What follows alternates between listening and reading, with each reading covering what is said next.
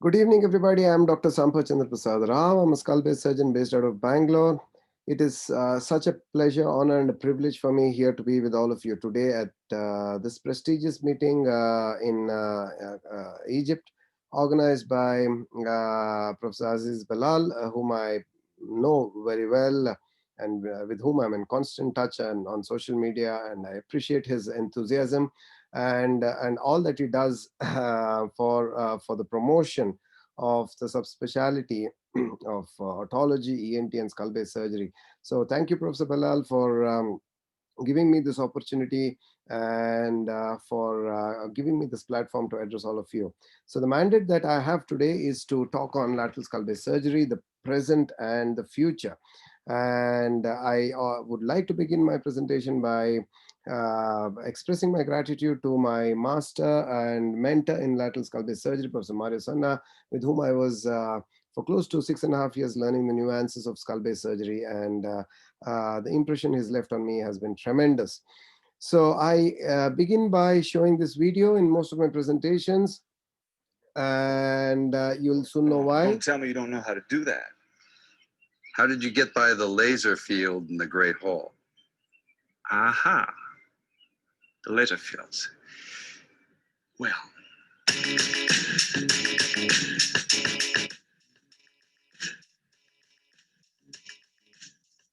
So if you look at what's happening here, and this is from Ocean's 11, one of my favorite movies.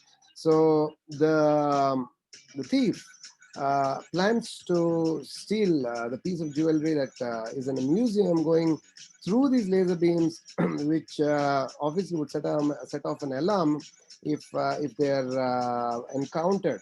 So uh, so this is akin to skull-based surgery, I would say. Skull-based surgery is going through an anatomy that is filled with structures that resemble the laser beams. There are arteries, nerves, vessels, and osseous structures that need to be respected and preserved during surgery for us to be able to give optimal results. And like in this case, we have a situation like this where there is an anatomy like this. This is the anatomy of the cerebellopontine angle. It's a ventral view of the cerebellopontine angle where you can see the trigeminal nerve and as superiorly the scar along with the trigeminal nerve, the flocculus of the cerebellum, the acousticofacial bundle with the ICA loop, the lower cranial nerves, the 9th, 10th, 11th, and the 12th cranial nerves in the lower part of the cerebellopontine angle, around which is what we call the pica posterior inferior cerebellar artery. The basilar artery can be seen here, and along with this you can see the cerebellum, the pons, and the medulla, all important structures which need to be uh, deliberated upon during skull-based surgery. Another view of the cerebellopontine angle after retraction of the cerebellum, showing similar structures. The additional structure that you see here, the blue vein, is the Dandy's vein, and this is a lateral view of the CP angle, and you see how complicated the anatomy is, and one has to respect each and every of these structures to be able to remove a tumor safely without complications. This is a view, a lateral view, a posterolateral view, where a partial petrosectomy has been done. The facial nerve can be seen here laterally going into the internal meatus. From there on, the nerve has been cut to show you the deeper portions of the CP angle. This is the chorda tympani, the middle ear. The labyrinthine block can be seen here. The entire jugulosigmoid complex can be seen after removal of the posterior petrous bone. The inferior petrosal sinus can be seen, and the lower cranial nerves here, the 9th, 10th, the 11th cranial nerve and the 12th cranial nerve can all be seen getting into the neural compartment of the jugular bulb. The ICA loop can be seen. The pica loop is lower down, and deep inside you can see the 6th cranial nerves and the basilar artery. Now, the infratemporal fossa is the third compartment. I always divide skull base into the intracranial compartment, temporal compartment, and the infratemporal compartment. So the intracranial anatomy is what I showed you. Now I'm showing you the infratemporal fossa anatomy. The roof of the infratemporal fossa is formed by the temporal bone itself, with the petrous portions, the mastoid portions, and the most important tympanic bone, a small bone but very crucial bone which needs to be drilled out to be for us to be able to access the deeper petrous areas. Now the petrous portion of the temporal bone amalgamates or fuses with the occipital bone posteriorly and the retovingosphenoid anteriorly. So you see, this whole area is filled with structures, and one needs to understand that anatomy in this area can be quite complicated. So this is a superior view of the infratemporal fossa. For those of you who are uninitiated with anatomy, you need to understand that we're looking at this from above. This is the petrous bone, and this is the Meckel's cave area. A part of the petrous bone has been drilled out. The infratemporal fossa musculature has been resected out. So let's begin with the carotid here. You can see the cavernous carotid, the paraclavial carotid is here, the petrous carotid is here. V1, V2, V3 branches of the trigeminal nerve, and you can clearly see that they go into the respective territories. I'm not here to describe the anatomy because this is a 20-minute lecture which I'm supposed to give an overview of what's happening in skull base today, and and what's in store with us in the future. So briefly, this is the nasal cavity, the septum, and this is the orbit here. The optic nerve can be seen getting into the intracranial cavities, and this is how the skull base looks from above. Now this is another view, the right infratemporal fossa with the musculature and the nerves and the vessels, all inclusive. So again, the eyeball and the optic nerve, the branches of the trigeminal nerve with the Meckel's cave intact here. The brain is obviously not there. The cavernous carotid, the paraclavial carotid, lateral carotid can be seen. The facial nerve can be seen laterally in this picture. In the far right hand corner, with its branches, the chorda tympani, and its path in the internal artery meatus. The temporomandibular joint is what you see here, and superiorly you see the pterygoid muscles and the zygoma, which forms the boundary of the infratemporal fossa. Now, what are the approaches to the skull base? The approaches to the skull base can be broadly divided into superior approaches, which are the FTOZ approaches, the frontotemporal orbital zygomatic approaches, and the middle fossa approaches, the transtemporal approaches, which mean the translabyrinthine, transaortic, and the transcochlear approaches, and more posterior or rather neurosurgical approaches like the retrosigmoid and the suboccipital approach.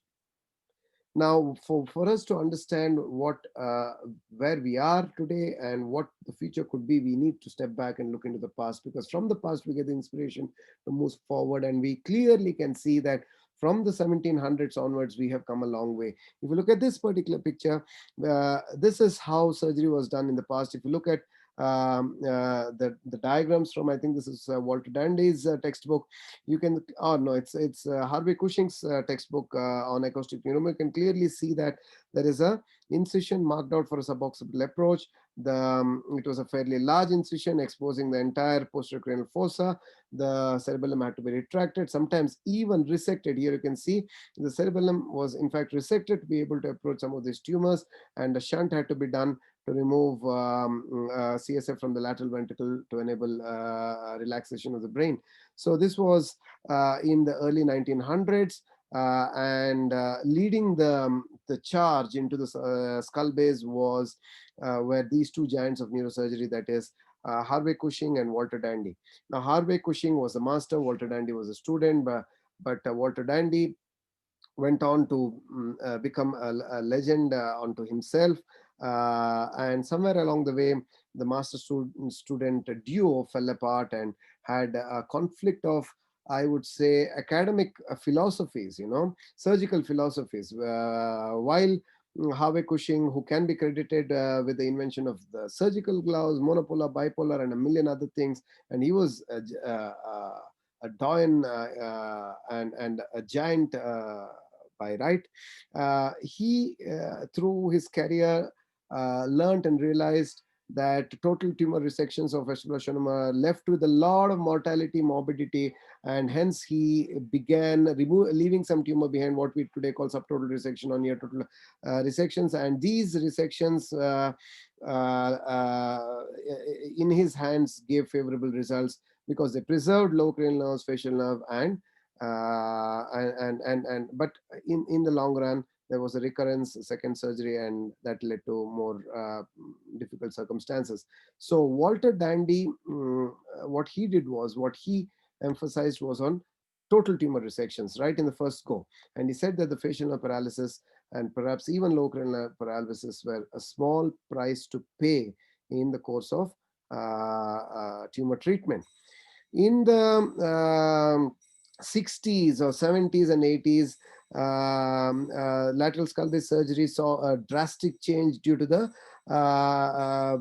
fact that autologists, neuro-autologists, bravely ventured into the unknown, I would say, in the temporal territory and the infertemporal territory. And leading the charge was William House and Hugo Fish and their student Mario Sanna, with whom from whom I have learned my skull base surgery. These were the doyens of neuro-autology. And in the Bill House era, it was an age of microsurgery, because Bill House brought in the microscope and the drill, both two very essential tools into autology and thereby lateral skull base surgery. Hugo Fish mapped up the entire infratemporal fossa, and his infratemporal fossa approaches are what we follow today. Mario Sanna brought in everything together, and his was an age of consolidation and rationalization of several approaches. So the winds of change brought in the transtemporal and infratemporal approaches. And using these approaches, the cerebellopontine angle lesions were also looked upon in a new way. Now, while with the neurosurgical approaches were always retrosigmoid and suboccipital approaches, the transtemporal approaches gave a whole new dimension, because here was an approach that did not involve cerebellar retraction, and due to which morbidity and mortality is reduced drastically from close to, I'll skip this slide, from close to 40% during Bill House's time to about 1% with the translabyrinthine approach, with the transtemporal approaches. So morbidity and mortality reduced with the transtemporal approaches, because it did not involve brain retraction, and facial nerve reconstruction too was possible, because both the ends of the facial nerve are now available with the transtemporal approaches. Not only that, today the transtemporal approaches have also made possible amalgamation of implantology. Cochlear implants, auditory brain stem implants can be done safely and easily with the transtemporal approaches. The genius of Bill House needs to be compared with the genius of Harvey Cushing. Bill House rediscovered the translabyrinthine approach, which was an approach that was described by Franciscus Hubertus Quix way back in 1911. But at that time, Quix used a chisel and a hammer to achieve a subtotal resection. But for some reason, this was not taken kindly by the doyens during those days, Cushing and Dandy, and they came down hard on this approach, and this was relegated into the dustbins of history for several decades before Bill House reintroduced the translabyrinthine approach in the early 60s. He also reintroduced the middle cranial fossa approach for vestibular schwannomas. He was architect of the cochlear implant, auditory brain stem implant, which has given hearing to millions of people who could not have been rehabilitated with optimal hearing without this technology. Now, the genius of Bill House was also his relationship, the way he dealt with his relationships with his peers, with his neurosurgical team. So with William Hitzelberger, he formed a unbeatable team, which went on to remove close to 6,000 tumors, and they both set up what is called the House Ear Institute, and it's one of the world's premier centers of the Mecca for skull base surgery today. And both House and Hitzelberger kept a steady, a grounded relationship and a deep relationship for several decades, and their contribution has been immense to the field of skull base surgery. So what are the challenges of skull base surgery? Skull base surgery, lateral skull base, involves a complex anatomy, as I told you earlier. The rarity of cases makes learning difficult too. These tumors don't come often. Unless you're a reputed center, these tumors do not come to you on a routine basis. The learning curve is long. As in my case, I spent a good 6.5, 7 years learning from Mario Sanna and several other masters from Europe. And it was not an easy task to be away from my country, my home, from my family, to be able to learn what I had to learn. So training also has to be done under the eyes of the masters. There is no self-learning in lateral skull base surgery. But today we have seen a paradigm shift in lateral skull base surgery. So a comprehensive mapping of the lateral skull base, rational and safe approaches through the skull base, effective neuroradiological solutions, neuronavigation, neuromonitoring have all made skull base surgery a doable thing, and no tumor today is considered inoperable. So if you look at this picture on the right, this is of a patient with an F2 bilateral vestibular schwannoma. This patient was referred to me from Dubai, and I did this case 2 months back. Now, if you look at the size of the tumor, it can look scary to the uninitiated, but then with all the tools that we have, with the experience that one gains with going through skull base training, all these tumors can be resected in its entirety. So from a bits and pieces approach, skull base surgery today is now a well-researched subspecialties incorporating neurosurgical principles, neurotological principles, head and neck surgery, and more importantly, and also principles of implantology. And all this together is the real skull base surgery. If there is a team doing only a part of this, and if there is no consolidated multicentric approach to skull base surgery, results will surely not be as they should be. In Bangalore, we do a very unique course, and one of the most sought after courses in this part of the world, called World Skull Base Fellowship Diploma in both lateral and anterior skull base surgery. So we have laid down a curriculum-based training program which is affiliated to a university, a very important university called Rama University here in Bangalore. We lay the whole curriculum, and we train the participants both in dissections as well as theory, and by some of the masters of skull base surgery today. Now, what are the radiological tools? We'll begin with radiology and how there is a progressive development technology as far as radiology is concerned. Now, radiologically, apart from the routine CT and MR, we need to know that a CT angio, MR angio, a 4-vessel angio, and balloon occlusion test is what, or balloon occlusion and balloon occlusion test, is what forms the fundamental or the rock bed for diagnosis of all skull-based tumors. So, so these are the 4 important tools that one must know all about, or one must be in close association with a very strong radiology team to be able to even diagnose a skull-based tumor. So an MR angiography is what we call a time of flight sequence.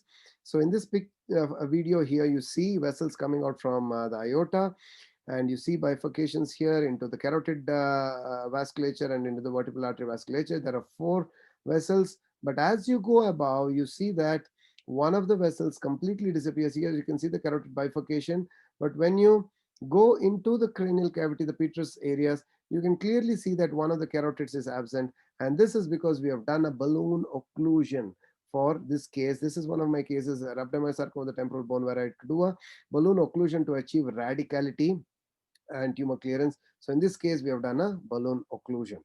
Now, a PET scan is coming into foray more often than not in diagnosis of skull base surgery. I use a PET scan to diagnose some of those paragangliomas that are not so radiologically evident.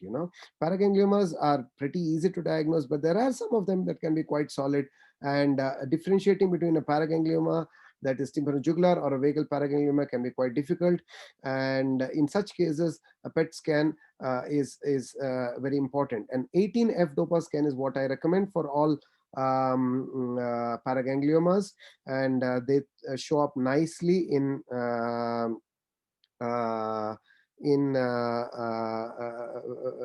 scans. Now, for instance, if you look at this F18 DOPA scan that was done in a lady with a vagal paraganglioma, you can see that. You can see a very nice lesion coming up in the skull base, and this is most definitely a paraganglioma. You can see here a big tumor in the skull base. This turned out to be a vagal paraganglioma. Similarly, We did a whole body scan to rule out any. So this is the paraganglioma, is the lesion, and we did a whole body scan to rule out any associated lesions. Now this is another case where we did a normal routine PET scan, and this is what it showed: a huge paraganglioma in the skull base. This turned out to be a tympanojugular paraganglioma, and this was both intradural. Now you see this is a massive, massive paraganglioma going intradural, extradural, and obviously destroying the whole of the temporal fossa. Now, that having said, the next most important tool radiologically is what we call the 4-vessel angiography. Again, a 4-vessel angiography is done to see the vascularity of a tumor. Here you can see a nice tumor blush coming up between the arterial and venous faces of a 4-vessel angiography. So an angiography is also important because in the same sitting one can do a embolization of a very vascular tumor. Here you can see the ascending pharyngeal artery supplying a tympanojugular paraganglioma. Nice microembolization is done, and after embolization you can see that the tumor blush has completely disappeared and there is no tumor, and this allows a safe bloodless surgery. Okay, now this is again balloon occlusion test. To go again a little into the depth of balloon occlusion test, one needs to know that an occlusion is considered safely possible if the delay between the arterial and venous, I showed you a picture earlier, there's an arterial phase and the venous phase, if the delay between the arterial and venous phase is less than 2 seconds, which means that when one is considering a balloon occlusion, one needs to do a 4-vessel angiography, see how the collateral circulation develops, and if the collateral circulation fills in the ipsilateral circulation, the defect in the ipsilateral circulation due to the balloon occlusion on the ipsilateral side, if the blood comes from the opposite side pretty quickly, and if the difference is less than 2 seconds, then you can do a balloon occlusion.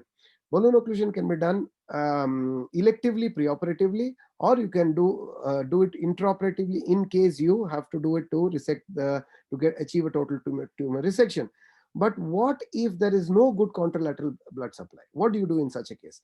At the group otologicom, one of the techniques developed is stenting of the petrous carotid to deal with all lateral skull-based tumors.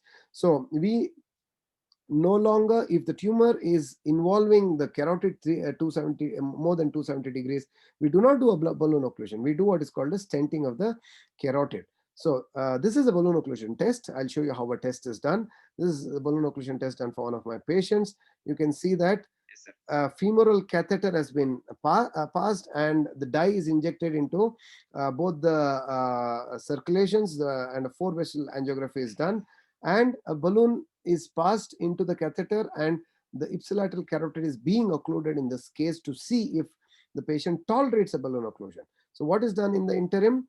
Patient is kept awake, and EEG monitoring and a motor function monitoring is done in this case, as you can see here.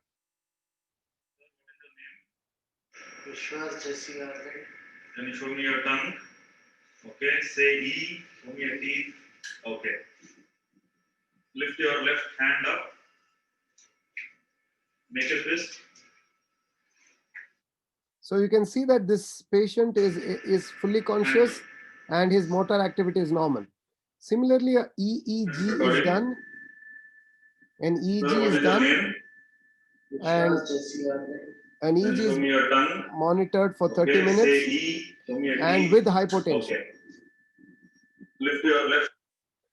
So if the patient tolerates balloon occlusion, that means that the balloon occlusion can be done. But before this, what can be done is stenting of the carotid. The patient can afford a stenting, because in the developed countries, that's not a problem. In the developing world, stenting itself pretty expensive procedure. So stenting involves placing a stent, as seen here in one of my patients, in the petrous carotid. So you place a stent in the petrous carotid. This is a stent in the petrous carotid. This allows a very, very effective resection, because once the stent is placed and a tunica neo-intima is developed, the stent allows complete resection of the tumor. So I'm not going into the depth of this. Again, here you see that in this particular case, the petrous carotid is stented. This is very clearly, you can see that the stent is placed here. This was done in one of my cases too. And here in the paraclival areas, you can see the stent very clearly. And this was done to resect a tympanojugular paraganglioma. Now, I'll quickly go through some of the other slides. Now, one of the things that is coming up in a big way in the therapy for lateral skull base is wait and scan. Now, one needs to understand that a lot of these tumors grow slowly. And with the radiological tools that we have today, diagnosis happens pretty early. So smaller tumors are encountered very often.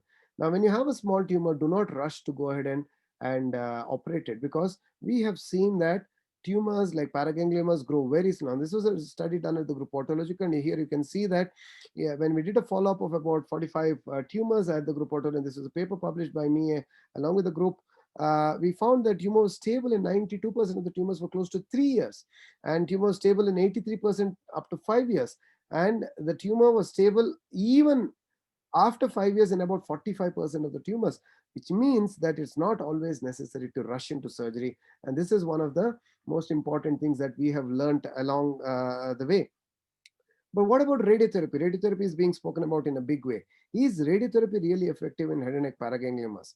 Now, I've written a paper, I've done a study of top 15 articles a few years back of stereotactic radiotherapy and various other forms of radiotherapy for paragangliomas. And there's another paper in vestibular schwannomas as well. So these are the two most common tumors of the skull base. And when I did research, I found a lot of I would say deficiencies in some of the studies, and what I found was that there was a lack of standardization when it came to what was defined as local control, because most studies said there was a good local control. But what is local control? Whether it is shrinkage, whether it is a frozen tumor, is not really defined in all cases. There is a lack of consensus on indications and contraindications among the radiotherapists themselves. So contraindications for radiotherapy as defined by the radiotherapists in these articles are large tumors, tumors invading the bone, extension below the skull base and neck, encasement of the vessels, but these are the very characteristics of head and neck paragangliomas. So when you say that you cannot use radiotherapy for large tumors involving the bone, extension to the skull base, neck, then what are you using it for? Are you using it for small tumors? Small tumors can be weighted and scanned, and small tumors have very good surgical results, outcomes. So I'm not very sure what we are looking at here. Again, radiotherapists do not follow protocols of a wait and scan to see if the tumor is actually growing, because as I showed you, many tumors do not grow very fast, and we don't know whether what is called control is due to the natural history of the tumor or whether it's due to radiotherapy. So there are several issues. I don't want to go into the details of this, so which is all in this paper. So is radiotherapy really one of the mainstays of treatment? According to me, no. There's a lot of digging in that has to be done for us to really talk about radiotherapy being a optional treatment to surgery for some of these tumors. And one of the molecular biological studies that I did along with Mario's team was indicated that some of them head and neck paragangliomas that are being irradiated, these tumors may be radioresistant themselves because they express what is called the Notch1 receptor gene and ZEB1 transcription factor, and these two factors are render the tumor radioresistant. So we are probably looking at a radioresistant tumor which do not require radiotherapy. Now I'm going to quickly show you one of my cases. So this is a massive paraganglioma. You see huge tympanojugular paraganglioma going intracranial, extracranial, infratemporal, which and this was the patient who had a preoperative facial paralysis for 1 year. So you see that the patient has a preoperative facial paralysis and lower cranial paralysis. He has a hoarseness of voice. Okay, say loudly, loudly. Put your tongue out. Hypoglossal paralysis. Right. Okay. Vagal paralysis. Both the shoulders. Multiple cranial paralysis. So what I did was a infratemporal fossa approach, flaps elevated in the periosteal plane. The tumor has been resected. I found the facial nerve, but the facial nerve was practically butchered, I would say, by the tumor involvement. So I decided to sever the nerve. The patient, remember, had a 1 year preoperative facial paralysis. I cut the nerve. I removed the tumor. Here you can see the cochlea. The entire tumor has been removed now. This is the carotid. This is the stented carotid. The intradural part of the tumor was left behind. And following this, I did a sural nerve grafting. And this patient This is the post-op scan of this patient. You can see the stent clearly in the petrous carotid, and this is a post-op MRI which showed all this extradural tumor removed. Now only the intradural part was remaining. Now his facial nerve function came back to HB grade 3. I'm talking about a stented nerve, that this patient has not undergone a lid implant. It is natural facial nerve recovery. The grafted nerve is taken up, and now the patient has a HB grade 3, if you see here. Now his vocal cords have compensated. His voice came back to normal. His hypoglossal muscle function came back to normal. His glossopharyngeal function came back to normal. This is a FEAST study, fiber optic endoscopic evaluation of swallowing study done in my center, which shows that swallowing was absolutely normal and there was practically no pulling of saliva, and this meant that all his lower cranial nerves were compensated. Now I went in for a second surgery to remove the intradural part. Now you see this is the same cavity, the same labyrinthine block preserved. The whole intradural component is now seen. I went inside, I drilled out the labyrinthine block. I had to save the facial nerve. This is the internal auditory meatus part of the facial nerve. This is all intradural tumor resection. This is the internal auditory meatus part of the facial nerve. All this was resected out. You see, big resection done here. Intradural, that's the brainstem that you see. The whole tumor is gradually being reduced and resected out, and that is the facial nerve preserved. The whole root entry zone of the facial nerve can be seen. The last bit of tumor, that's the ICA loop. The last bit of tumor is being removed from its dural attachment, and this is the final total tumor resection. You can actually see the facial nerve very nicely here. This is the facial nerve going into the brainstem, and there's absolutely no tumor. Total tumor clearance has been achieved. Closed by fat. Again, post-operatively, his facial nerve was intact. Grade 3 was maintained, and this is the scan after total tumor resection, both intradurally and extradurally. There's a small petrous component which I plan to irradiate and close the case.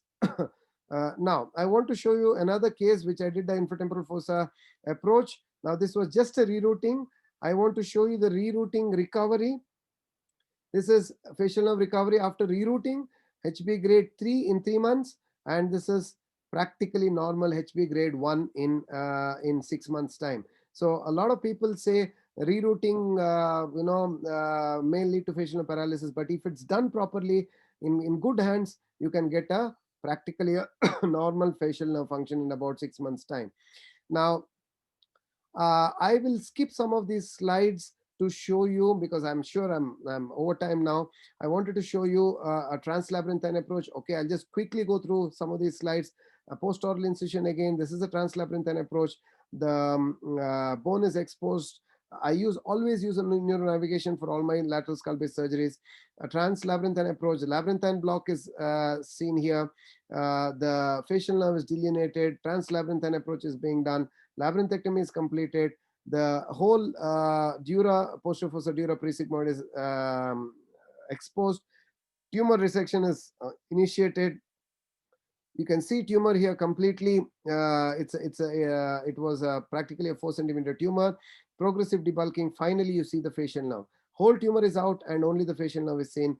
Translabyrinthine approach for a vestibular schwannoma. I can not show you too many cases today because of the paucity of time. So what I'll do is I'll quickly go to the last 3 slides of my presentation and show you what the future holds.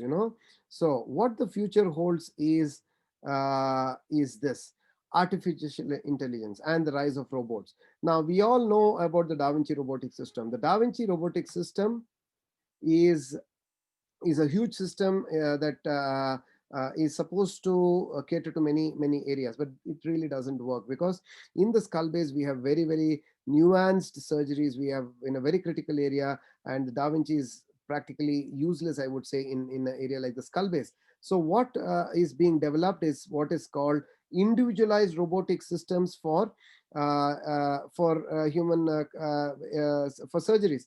There are robots that are being developed only for the eye, only for the skull base only. So these are smaller robots, more individualized robots, and I've had the pleasure of teaming up with this particular team that is developing these robots, and this is with me with the Indoven Medical Robotics, a Netherlands-based company which is doing pioneering work in developing robots for skull-based surgery, ENT otology. And in the next couple of years, you're going to see big breaking news coming in terms of robots being used for skull-based surgery. Now, apart from robotic surgeries, we are coming up with unique robotic visualization systems.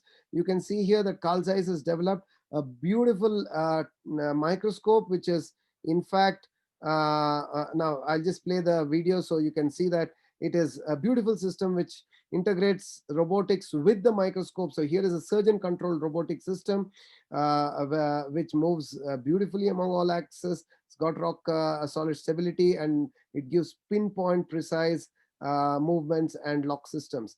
And along with that, today we have what is being developed, what is called exoscopes. An exoscope is an integration of a endoscope to a microscope. So once the microscopic work is done, you can turn in. See, now along with this, there is digitalization of everything. So everything is now 4K. The images are brilliant, and all this is integrated into one machine. Here you see a micro inspection tool, what we call an endoscope, integrated into the microscope. That's the new exoscope system that is being developed both by Carl Zeiss and by Karl Stoss, and this is going to be the future. And this is what you're going to do in let's say in the next 5 years, if not earlier.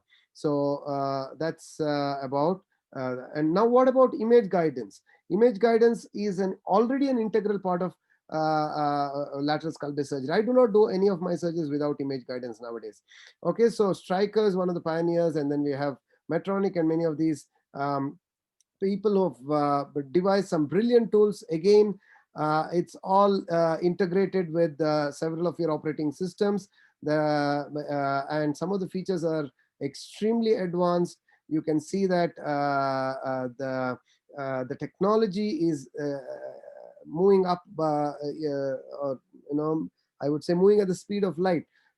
So in future, we'll have incorporated augmented reality technologies that provide additional visual clues overlain on certain real-world images. So through interactive holograms anchored to specific points in space. For example, the semicircular canals and the cochlea could be outlined as a vibrant color with the jugular bulb in blue color and the carotid artery in deep red.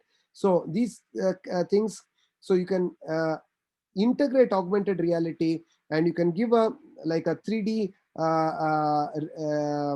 augmented reality along with the image guidance, and this is going to be the future. And if one does not embrace the future, I would say that one will surely miss out on his career trajectory. So those who look at only the past and the present are certain to miss the future, said John F. Kennedy. But what's more important is what Mahatma Gandhi said: the future depends on what you do today. So the future is not in the tools, not in everything, but what you plan to do for your future.